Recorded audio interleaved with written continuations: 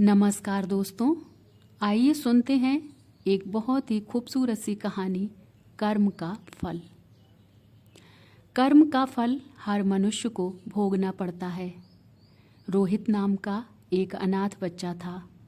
उसके माता पिता बचपन में ही चल बसे थे। उसके ननिहाल और पिता की तरफ से भी कोई नहीं था। उसके ना तो कोई आगे था ना कोई पीछे। अनाथालय में रहा और पढ़ा। वह पढ़ने में मेधावी था। उसे आर्मी में नौकरी लग गई और वह एक अधिकारी बन गया। अब सेना के साथ ही रहता, कभी भी घर वापस नहीं आता, क्योंकि उसका कोई था नहीं। उसने शादी भी नहीं की थी। उसे जितनी सैलरी मिलती थी वह सब बचा लेता था। आर्मी की कैंटीन में खाता था, वहीं पर रहता था, तो उसका खर्चा भी लगभग ना के बराबर था। तो हम कह सकते हैं कि उसने आज तक जितनी सैलरी पाई सब बचा ही लिया था। उसी कैंटीन में सूरजमल नाम का एक सेठ आता था, जो कैंटीन के सामान का छोटा सप्लायर था। बहुत दिन हो गए दोनों को एक दूसरे को जानते पहचानते। एक दिन सूरजमल ने कहा, रोहित, आपके पैसे बैंक में रखे हैं, मुझे व्यापार में लगाने को दे दो, मैं तुम्हें अच्छा मुनाफा दूंगा। रोहित ने मना कर दिया। रोहित ने कहा, मुझे इतनी ज़्यादा पैसे की लालच नहीं है। जो सरकार ने दिया है वह मेरे खाते में पड़ा है।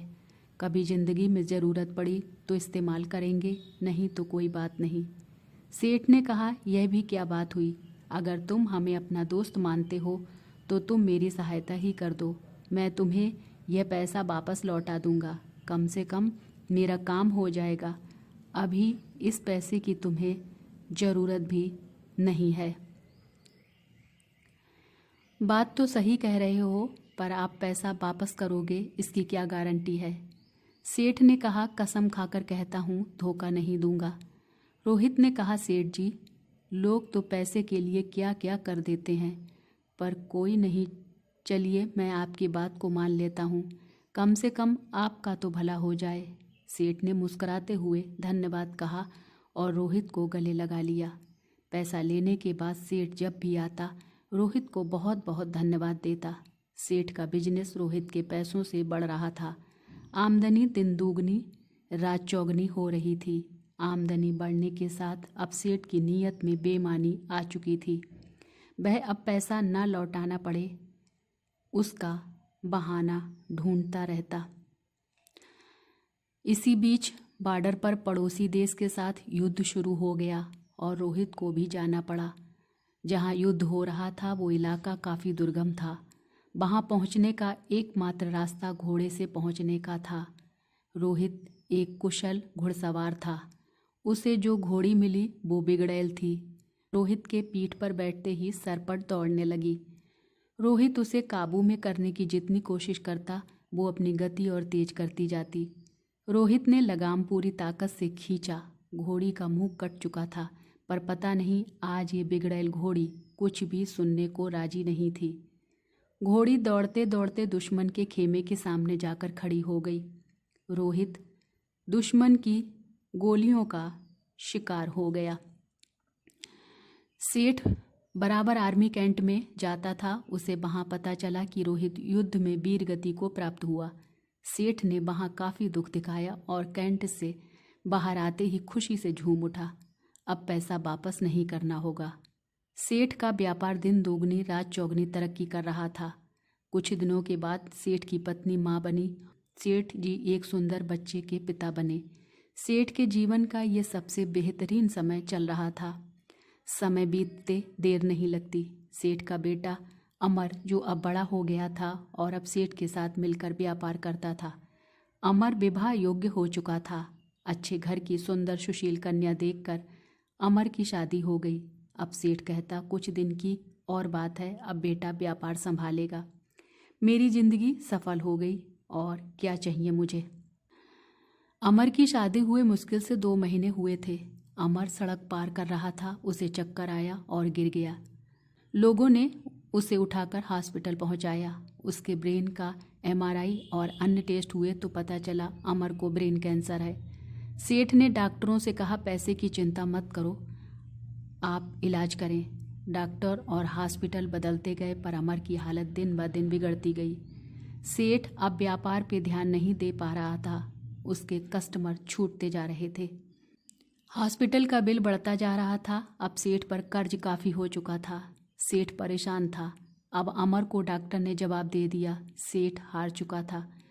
किसी चमत्कार की आशा में बैठा था।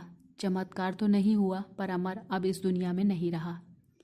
महीनों जिंदगी की जंग लड़ने के बाद अमर हार चुका था। सेठ के घर में हाहाकार मच गया। सेठ, सेठानी, अमर की पत्नी सब विलाप कर रहे थे। यहाँ तक कि घर के नौकरों का भी रो रो कर बुरा हाल था। एक साधु उधर से गुजर रहे थे। उन्होंने करुण क्रंदन सुना तो रुक गए। वहाँ जाकर उन्होंने कहा, रोने से कुछ नहीं होगा, जो कुछ होना था वो हो चुका। सेठ गुस्से में बोला, मेरे साथ ही क्यों? साधु ने कहा, सब कर्म का फल है, यहीं चुका कर जाना होता है। आज बहुत रो रहे हो, कल तो तुम बहुत हंस रहे थे। सेठ ने कहा, मैं कुछ समझा नहीं महाराज। साधु ने कहा, तुमने अपने व्यापार के लिए उधार पैसे लिए थे। जब व्यापार चल पड़ा तो तुमने जिसके पैसे थे उसे लौटाए नहीं। सेठ ने कहा, गलत, वो मर गया था, किसे लौटाता? साधु ने कहा, झूठ नहीं, तुम भूल गए उसके मरने के समाचार पे तुम कितना खुश हुए थे। उस दिन तुमने मिठाई बांटी थी। क्या मिठाई बांटना सही था? तुम उसके पैसों को सरकार को या अनाथालय या किसी ज़रूरतमंद को दे सकते थे, पर तुमने नहीं दिया। तुम्हारी नीयत में खोट थी। सेठ शर्मिंदा था। आज सेठ वहीं पर खड़ा था जहाँ पर आज से 20 साल पहले खड़ा था। आज ना तो पैसे थे, ना व्यापार, और ना ही पुत्र, और ढेर सारा कर्ज था। साधु ने कहा, ये तुम्हारा पुत्र, वही लड़का रोहित था। ये अपना हिसाब करने आया था। हिसाब कर लिया और चला गया। जितना उसने तुम्हें दिया था सूद सहित वापस ले लिया। तुमने उसकी शिक्षा, शादी, हॉस्पिटल सब पर खूब खर्च किया। जब वो गया तुम्हें भिखारी बना कर गया। सेठ ने सुबकते हुए कहा, मान लिया, मेरी गलती थी।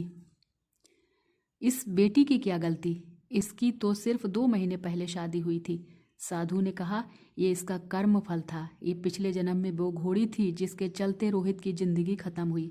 आज रोहित ने बदला ले लिया और इसकी जिंदगी नरक बनाकर चला गया। जीवन में कुछ भी बिना कारण नहीं हो रहा है। हो सकता है बीज आपने बहुत पहले लगाया हो और आप भूल गए हों। वही बीज पेड़ बन जाता है, तब हमें पता चलता है। इसलिए आप कैसा बीज लगाते हो हमेशा याद रखो। प्रकृति हिसाब करती है। आप याद रखो ना रखो, प्रकृति हमेशा याद रखती है। सेठ निरुत्तर हताश घर की सीढ़ी पर बैठा अपने कर्म को कोस रहा था। हमेशा अपने कर्म पर ध्यान दें। ऊपर वाले की लाठी में आवाज़ नहीं होती, पर असर पूरा करती है। जय श्री कृष्णा। राधे राधे।